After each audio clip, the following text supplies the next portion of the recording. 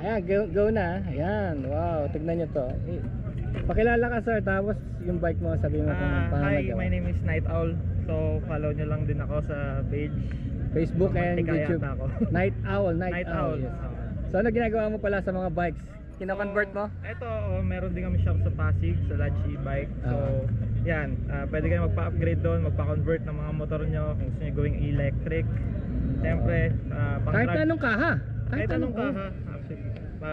Kahit trader pa yan. Sige. Meron Vespa, di ba? Vespa. Alam ko meron gumagawa nun eh. Kahit yung mga junk na kahit anong motor. Kahit pwede yung mga natin i-convert. vintage. Tignan nyo. Kasi nakakapagtaka talaga yung body niya is is pang motor. Actually yan is Yamaha Force 155. Yamaha Force 1. Wala na tong engine, no? Tinanggal na. Wala na. So dito lang yung ano niya, dito na lang yung power niya. Engine. Tapos yun puro battery. Wow, ganda ng conversion ano. Tapos pakita mo nga yun sa cellphone mo. Tumatakbo siya na may 100 eh. Nandun sa ganun siya eh. Si direct ang power nito eh. Dito yung combustion 4-stroke eh. 4-stroke kasi 1/4 lang yung power natin, pero sa ito direct to, high torque. High torque to. Tingnan nga natin. Ayan oh. Nagiulat ako kanina nung pinakita niya eh, na tumakbo siya marilaki kanina na hinabol niya yung ninja. Ayan oh, nagulat ako ba tumabot ng ganyan eh. hindi siya nagpapaiwas sa ninja eh, imagine. Oo. Umabot siya sa mga ninja. Ayan, 75, 79, 86, 95, 99, 107, 110. Isipin mo ba na e-bike yun? E-bike yung gumawa nun? E-bike yung gumawa nun. So gumagawa pala sila Night Owl ano?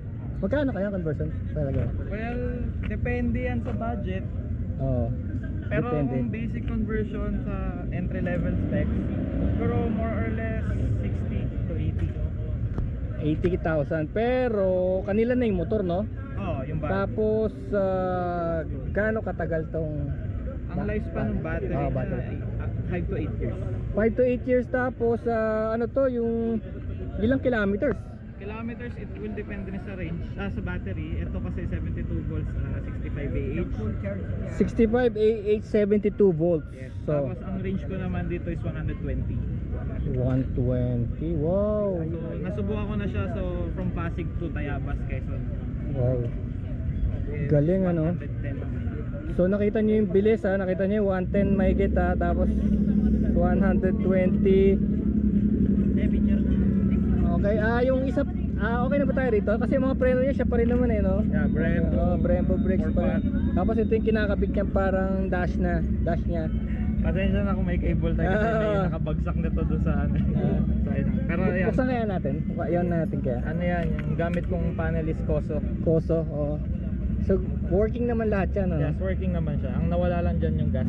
Pero wala na rin siyang shifting. May shifting ba doon? Wala na. Actually parang shifting niya is electronic. Dalawa lang. 3. Tatlo. So ang katubas niya is eco mode, normal and sport mode. Eco mode, normal and sport mode ito. Ano yung sound na yun? Nagre-ready Yun na yung siya? cooling fan. Cooling fan. Para hindi magano kasi yung radiator nito hindi pa nakakabit. Kagaya nung isa no, may cooling fan din yung isa eh. Yun o, dalawa oh. Na parang speaker pipe. yun. Speaker yun. Pero gawa niyo rin yun. Oo. Ito, naka-hauling shocks na. Sabi niya, nakauna siya na ready to go na yan. Oo nga, at saka yung bilis niya no. Dumi. Ano, drive mo pag ano mo? Hindi, ikaw gusto mo? Sige, drive ko rin. Ikaw ano? Ikaw muna. Hindi, nakita ko yung power niya no. Marami na ako na-drive na ganito eh. Pero nung nakita ko yung power niya, grabe pala Nakita yung mo naman yung 72. ano pa lang. Night owl lah, night owl. Gusto niya na Ayan, tignan niyo Motovlogger din pala si Sir, night owl. Kung kursunada niya, kasi may nakita akong ganito, Vespa eh. Tapos pinapara siya madalas ng pulis, tapos natatawa na lang bakit yan oh.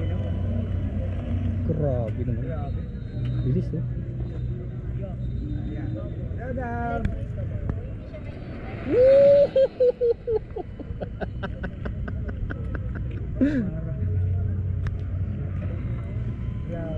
Ito, testing mo rin. Sige. Susot ka ng helmet ka. Ano palang pangalan ng bike na yan? Yamaha Force Electric. Yamaha Force Electric. Tapos yung isa, Rusi, ano ba yun? Yung parang Ducati. GX Sun siya, local. Pero kamukha siya. Oo. Kamukha na Rusi. Ang galing ano. Isa pa yun, matid nga natin. Ito muna. Nakauna to? Hindi pa. Sige, sak. Yun. Ayan yan, naka-ready na yan. Yan. Ready. Ayan, ha? Ito yung Oh, brakes niya stand, sa likod. Yung brakes niya sa likod, pag naka-engage, walang throttle. So, Saan ang brake ko? Harap likod? likod, harap. 85 volts pala no? Grabe to no? So ba, ano? At tinigasan ko talaga. Oo. Ayan, naka-on na yan. Wow. Hindi na ako magpapalit dito ng eco-eco. Wala na. Naka-normal lang yan. Sige, okay. Gaganon ko ron. Diba? Ucha. Tuli nito. Kay night owl to ah. Night owl ah.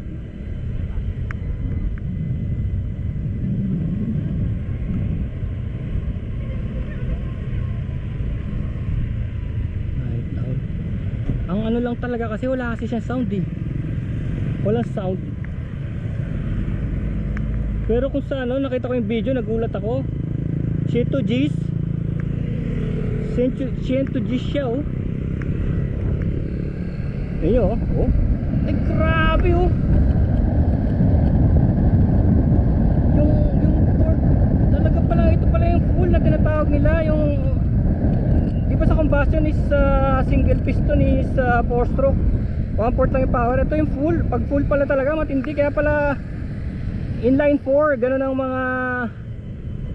mga nangyayari. Ini-inline 4 nila para mag full yung power niya. Ayun oh. Tingnan nyo.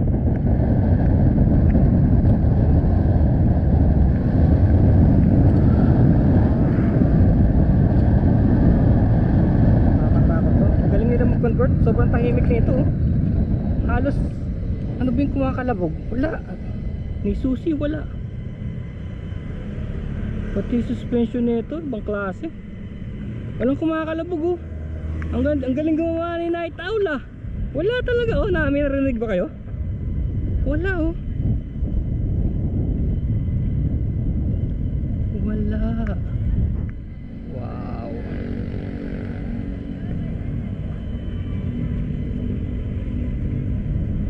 Ganito pala yun. Kaya pala pag nakipag-racing ka ganito ang mangyayari.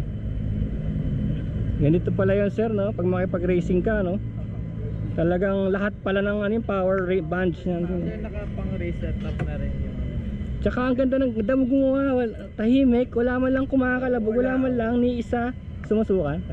Pero nakakatakot. Sinubukan ko. Nakakatakot. Ang bilis. Iuwi ko yan. Hindi ko na Ang bilis, ang bilis. But Talagang yung tunog niya ng fan para naka high-tech pa nga eh. High-tech pa dating eh. yung ugong lang na. Oh, yung ugong. Matindi na. Pero ito pala yung dito ba galing lahat yun? No? Dito lahat ano? Oo. Ito dyan. Pero yung full clean fan dito. Oo, pero ito yung engine niya no? Yeah. Magneto. Pero yung mga ibang labas na ano, parang may ano na dito, parang ano na rin. Hindi, pwede niya lagyan peke na tambucho. Actually meron kasing mid-drive na motor.